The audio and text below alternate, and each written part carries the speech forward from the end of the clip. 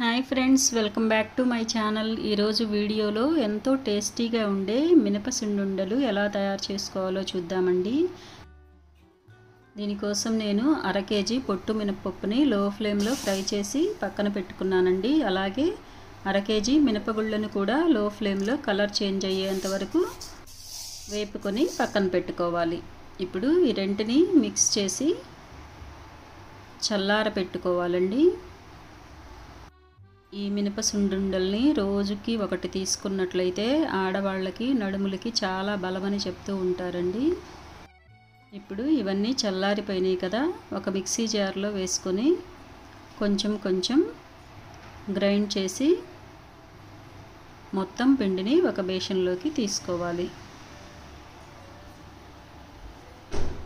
ఇప్పుడు 1 KG మినపసుండుండలకి 1 KG బెల్లం అయితే కరెక్ట్గా సరిపోతుందండి. బెల్లాన్ని ఇలా ముక్కలుగా చేసుకొని మినపపిండిలో కలుపుకొని మళ్ళీ పిండిని బెల్లాన్ని కలిపి ఒకసారి గ్రైండ్ చేసుకోవాలి.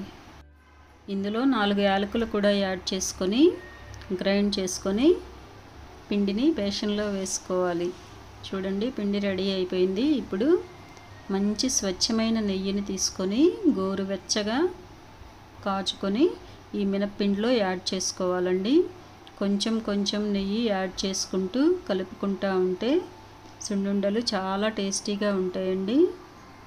ఇలా ముద్దలా ఫామ్ అయ్యేంత వరకు నెయ్యిని యాడ్ చేసుకుంటూ కలుపుకొని మనకు కావలసిన సైజులో సున్నుండలు రెడీ చేసుకోవడం.